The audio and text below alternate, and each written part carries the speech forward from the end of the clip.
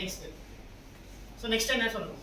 நமக்கு வந்துட்டு இப்போ ஓரளவுக்கு காம்பனண்ட்டாக என்ன பண்ணியாச்சு, ஒரு ஸ்டேஜில் இருந்து இப்போ நமக்கு என்ன தேவை, ஒரு மெட்டீரியல் செலெக்ஷன் நம்ம தான் தெரிஞ்சுக்கணும். ஸோ அதுக்காக நம்ம மெட்ராலஜி பேப்பரே ஃபுல்லாக படிக்கணும் அப்படின்னா தேவையில்லை. ஜஸ்ட் உனக்கு இந்த மெட்டீரியல் இப்போ வந்து ஹீட் அதிகமாக இருக்குது, அந்த இடத்துல போய் அலுமினியம் யூஸ் பண்ணால் எப்படி இருக்கும், அந்த காம்பனண்ட் மெல்ட் ஆகிடும். ஸோ அப்போ அது தேவையில்லை. ஒரு இடத்துல கூலிங்காக தான் இருக்குது, அந்த இடத்துல நான் கொண்டு போய் ரொம்ப ஹெவியான ஒரு மெட்டீரியல் போடுறேன், தேவையா அப்படின்னா தேவையில்லை. ஸோ இங்கே இப்படியும் யோசிக்கணும், அங்கே அப்படியும் யோசிக்கணும். ஓகேவா? ஸோ அதுதான் மெட்டீரியல் செலெக்ஷன். நம்ம தான் அந்த மெட்டீரியல் வந்து சூஸ் பண்ணணும். இல்லை வேறு ஏதாவது காம்போசிட் மெட்டீரியல் போடலாமா அப்படிங்கிறது நம்ம சூஸ் பண்ணணும். வேறு எதுவும் நம்ம எதெல்லாம் பண்ணால் ஸ்ட்ரென்த்தும் அதிகமாக இருக்கணும், அதே டைமில் காஸ்ட்டும் வந்து கம்மியாக இருக்கும். ஸோ இதெல்லாமே ஒரு டிசைனரோட வேலை. இதுக்கும் அதுக்கும் சாஃப்ட்வேர் தான். பட் ஆனால் இதெல்லாம் பண்ணணும். இதெல்லாம் நம்ம பண்ணினாதான் ஒரு டிசைனாக சாஃப்ட்வேர் பண்ண முடியும். ஓகேவா? ஸோ அதுக்கப்புறம் நம்ம சொன்னேன் கலர், GDNT இதோட ஃபுல் ஃபார்ம் என்ன? Geometrical dimension and tolerance. ஓகேவா?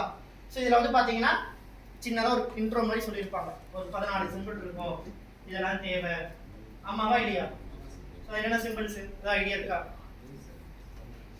பார்ப்போம் அதெல்லாம். ஓகேவா? ஸோ ஃபர்ஸ்ட் வந்துட்டு நம்மளுடைய ஒரு ப்ராடக்ட் லைஃப் சைக்கிள் வந்து பார்த்தோம். ஒரு ப்ராடக்ட்டுடைய லைஃப் சைக்கிள் இப்போ நான் சொல்லிட்டு இருந்தேன் பார்த்தியா, இதெல்லாம் நம்ம வந்து டிசைன் பண்ணுறதுக்கு முன்னாடியே நம்ம பண்ணி வச்சிடணும். இந்த மெட்டீரியல் அந்த மெட்டீரியல் அப்படின்னு.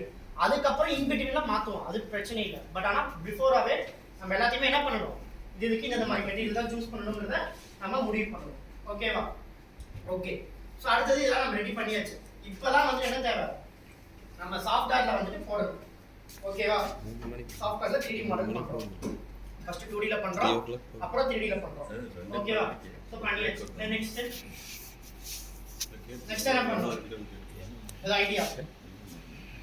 ஒரு காம்பனண்ட 3D ல பண்ணியாச்சு. அடுத்து என்ன பண்றோம்? So as a civil engineer சொல்லுங்க.